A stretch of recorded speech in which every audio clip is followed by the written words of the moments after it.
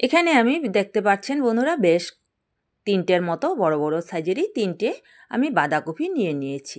তবে বাঁধাকপিগুলোকে এখন তো শীত চলে যাচ্ছে, শীত যাওয়ার আগে যদি কিছু বাঁধাকপি যদি শুকিয়ে রাখা যায় তবে কিন্তু বর্ষাকালে তার স্বাদ খুব সুন্দরভাবে পাওয়া যায়। এখানে আমি বাঁধাকপিগুলোকে জলে না দিয়ে, জলের কোনো স্পর্শ করব না, আমি এগুলোকে কুচি করে কেটে নিচ্ছি বাঁধাকপিগুলোকে। তবে নমস্কার বন্ধুরা, সোমা কুকসের সবাইকে স্বাগত জানিয়ে আজকে আবারও চলে এসেছি আপনাদের সাথে। আজকে কোনো রান্নার রেসিপি নিয়ে আসিনি, আজকে আমি দেখাবো বাঁধাকপি কিভাবে সংরক্ষণ করে রাখা যায়। এখানে আমি বাঁধাকপিগুলোকে কেটে নিয়েছি, বিন্দুমাত্রও কিন্তু জলের স্পর্শ এখানে আমি লাগাইনি। বাঁধাকপিগুলো অনেক হয়েছে, তার জন্য আমি দুটো চালনির মধ্যে নিয়ে নিচ্ছি। দুটো চালনির মধ্যে নিয়ে আমি এগুলোকে এক রোদ দিয়ে দেব আজকে। আর বাইরে রোদ তো খুব সুন্দরভাবে রোদটা উঠেছে। এক রোদ দেওয়ার পর এই যে দেখুন, এগুলো কিন্তু শুকিয়ে অনেকটাই কমে গেছে, এই যে দেখতে পাচ্ছেন। আর এগুলো শুকিয়ে আরও একদম কমে অল্প একটু হয়ে যাবে। এবার দুটোর মধ্যে রাখার, আর এক রোদের পরে দুটোর মধ্যে আর রাখার দরকার নেই, আমি একটা চালনির মধ্যে নিয়ে নেব সবগুলোকে। তবে এখন তো শুকিয়ে যাবে, প্রথমে কিন্তু আমি চালনিগুলোর মধ্যে পেপার পাতিনি। এবার আমি কি করব, একটা পেপার দিয়ে নেব, কারণ এই বাঁধাকপিগুলো যখন শুকিয়ে একদম ছোট হয়ে যাবে তখন কিন্তু এই চালনির ফুটোগুলো দিয়ে পড়ে যাবে। সেই জন্যই আমি একটা পেপার পেতে নেব এবার আমি।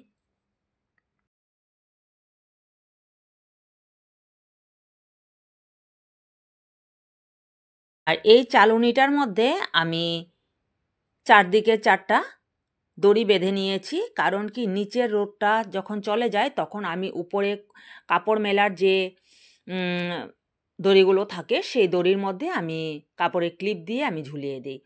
নিচে সবসময় রোদটা পাওয়া যায় না, রোদটা যখন ঘুরে যায় তখন কিন্তু উপর দিকে আমি দিই। সেই জন্যই আমি আমার সুবিধার জন্য আমি করে নিয়েছি, এখানে চারটে দড়ি লাগিয়ে নিয়েছি। এবার সবগুলোকে আমি পেপারের উপরে আমি দিয়ে দেব। পেপারের উপরে দেওয়ার পর হাতের মধ্যে সামান্য কিছুটা সর্ষের তেল আমি নিয়ে নিচ্ছি। দেখুন এখানে 2 থেকে 3 চামচের মতো পরিমাণ আমি সর্ষের তেল ব্যবহার করব। সর্ষের তেলটা হাতে মাখিয়ে ভালো করে প্রত্যেকটা বাঁধাকপির মধ্যে ভালো করে যাতে মাখানো হয়ে যায়, হাতে ভালো করে এগুলোকে মাখিয়ে নিচ্ছি। সর্ষের তেল সামান্য কিছুটা মাখিয়ে নিলে কি হয়, বাঁধাকপিগুলো খুব ভালো থাকে। বর্ষাকালে কোনো স্যাঁতস্যাঁতে ভাবটাও আসে না। অনেক সময় বর্ষাকালে কিন্তু অনেক জিনিসেই আমাদের একটু নষ্ট হয়ে যায়, মশলাই বলুন আর যে কোনো অনেক জিনিস, যেমন শুকনো লঙ্কা, এই ধরনের জিনিসগুলো হয়ে যায়। সেই জন্য একটু সামান্য একটু সর্ষের তেলটা দিয়ে দিলে সেই স্যাঁতস্যাঁতে যে ভাবটা হয় বর্ষাকালে সেগুলো আর হয় না। তো যখন খুশি আপনি এটা খেতে পারবেন। এবার সর্ষের তেলটা মাখানোর পর আমি যে পেপার পেতে নিয়েছিলাম যে চালনিটার মধ্যে, সেই চালনিটার মধ্যে আমি দিয়ে দিচ্ছি।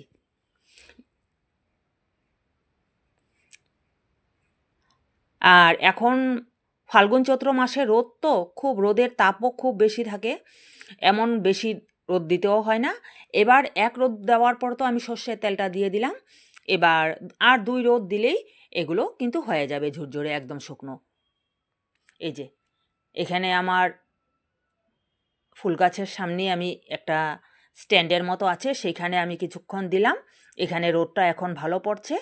তারপর আমি উপরে কাপড় যেখানে মেলি সেই দড়ির মধ্যে আমি দিয়ে দেব। এটা হচ্ছে আরও 2 রোদ দেওয়ার পর 3 দিন পরে, মানে 3টা রোদের পরেই হয়ে যায় এটা পুরোপুরি। দেখুন শুকিয়ে এগুলো কতটুকু হয়ে গেছে আর কত সুন্দর শুকিয়েছে দেখুন। যদি রোদের তাপটা একটু কম থাকে তখন হয়তো বা 4 দিন লাগতে পারে, কিন্তু এখন রোদের তাপ খুব ভালো, সেই জন্য 3 রোদেই এটা হয়ে গেছে। এবার আমি দুটো কাচের বোতল নিয়ে নিয়েছি, দুটো কাচের বোতলের মধ্যে আমি এগুলোকে ভরে রাখবো। অবশ্যই এই বাঁধাকপিগুলোই যখন আমি রান্না করব তখন আপনাদের সাথে আমি শেয়ার করব।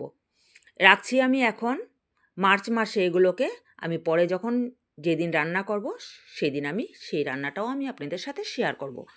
এগুলো কিন্তু শুকিয়ে এখন অল্প একটু হয়ে গেছে, কিন্তু যখন আমি এগুলোকে আবার রান্না করার সময় জলে ভেজাবো তখন কিন্তু এগুলো ফুলে আবার অনেকটাই হয়ে যাবে।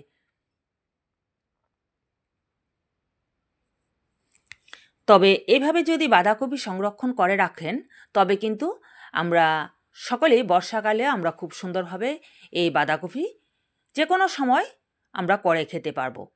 তবে আজকের ভিডিওটা আমি এখানেই শেষ করছি। আপনারা সবাই ভালো থাকবেন, সুস্থ থাকবেন। আবারও নিয়ে আসবো অন্য কোনো দিন অন্য রকম রান্নার রেসিপি বা কোনো অন্য ধরনের কোনো ভিডিওর সাথে। তবে এতক্ষণ পর্যন্ত যে সকল বন্ধুরা আমার ভিডিওটি দেখছেন বা ভালো লেগেছে তবে অবশ্যই ভিডিওটিতে একটি লাইক দিয়ে, আর যদি চ্যানেলটিকে সাবস্ক্রাইব করা না থাকে তবে অবশ্যই সাবস্ক্রাইব করে পাশে থাকা যে বেল বোতামটি আছে সেটি অল করে দিয়ে আমার সঙ্গে থেকে যাবেন। তবে পুরনো বন্ধুদের অনেক ধন্যবাদ, ভালোবাসা। আজকের মতো এই পর্যন্তই। বাই।